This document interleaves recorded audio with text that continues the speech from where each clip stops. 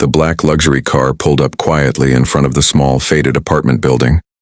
Daniel Reed stepped out, his polished shoes touching the cracked pavement. 5 years had passed since he had been anywhere near this neighborhood. 5 years since the divorce that shattered both their lives. The cold morning air brushed against him as he stood there staring at the weathered building. It felt unreal.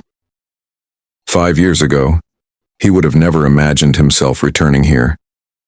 But something had changed. Something had pushed him back to the one place he had been avoiding. He took a deep breath and walked toward the entrance, clutching a plain white envelope. No expensive gifts, no flowers, no grand gestures. Just an envelope. That was all he could manage. As he climbed the narrow staircase, memories came rushing back. Her laughter in the kitchen, their late-night talks, the way she used to hold his hands and calm his restless mind. But he had ruined it with his obsession for success. The wealth that came between them and the silence that grew like poison until it swallowed their marriage whole. Now his footsteps echoed in the silent hallway. Apartment 3B. Her door. He hesitated. His hand shook as he lifted it to knock. For a moment he wondered if she would slam the door in his face. She had every right to. He had walked away from her, choosing business over love. But he had recently discovered a truth that pulled him back. A truth that kept him awake every night since he learned it. He knocked softly. The door opened halfway. Emma stood there, her face paler, her eyes tired, but still carrying the quiet strength he remembered. She looked at him like she was staring at a ghost. "Daniel," she whispered. His chest tightened. Hearing her voice again felt like a punch to the heart. I needed to see you," he said, his confidence suddenly stripped away. Just for a moment. She didn't speak. She didn't invite him in. She simply watched him with unreadable eyes. Daniel slowly extended the envelope toward her. This belongs to you." Emma's eyes flickered with confusion. Her fingers trembled as she took it, staring at the familiar handwriting on the front. When she opened it and saw what was inside, his one gesture, her breath caught in her throat. For the first time in 5 years, Emma's silence broke. Emma's hands trembled as she held the torn-open envelope. Inside was something she had never expected Daniel to return, something she believed he had forgotten long ago. A folded document and an old photograph. Her eyes moved between the two and her throat tightened. It was the house deed, the little countryside home she had dreamed of living in someday. The home they once planned to buy together before success changed him. And the photograph. It was from a day when they had walked through that same house, laughing like children as they imagined their future. Daniel watched her silently, his heart thudding in painful rhythm. He had practiced speeches in the car, prepared a dozen explanations. But now, standing in front of her, none of the words felt right. "Emma," he said softly, "I didn't come to hurt you again. I came to fix what I can." She looked up sharply, her voice finally breaking through the years of silence. "Why now, Daniel? After 5 years, why suddenly remember all this?" He lowered his gaze. "Because I found out the truth I should have known long ago. Your lawyer called me 2 weeks ago. I didn't even know he still had my number." Emma's eyebrows tightened. "What truth?" Daniel swallowed hard. "You didn't take anything from the divorce, not a single thing. You could have claimed half of everything I have.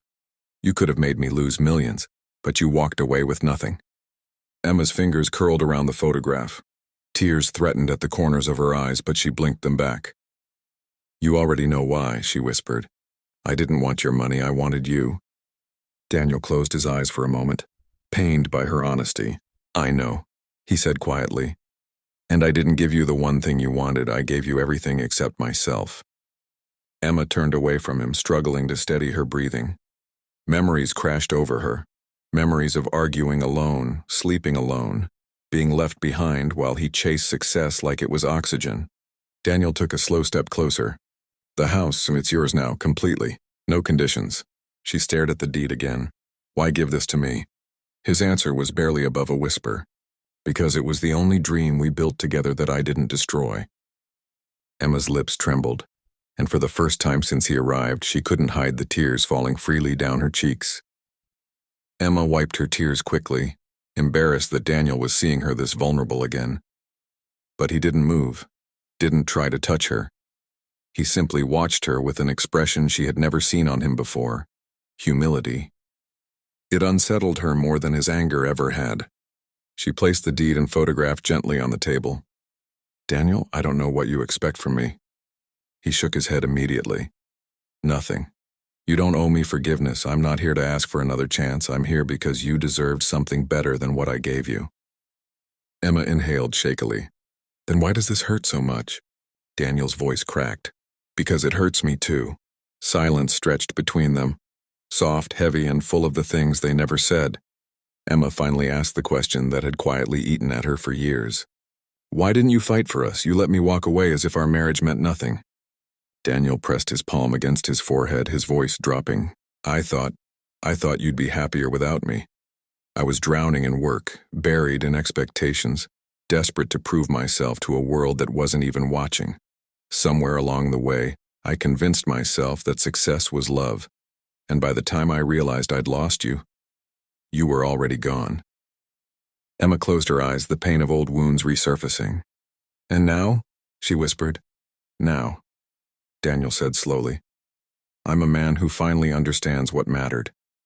And it wasn't the money, or the business. It was the woman who believed in me before anyone else." Her breath caught. "But I can't ask you to come back," he continued, his voice trembling, "because the man you loved no longer exists. And the man I am now, I don't deserve you." Emma looked at him, really looked at him. He wasn't the cold, polished millionaire standing on magazine covers. He was just Daniel, tired, regretful, human. She stepped closer, only inches away.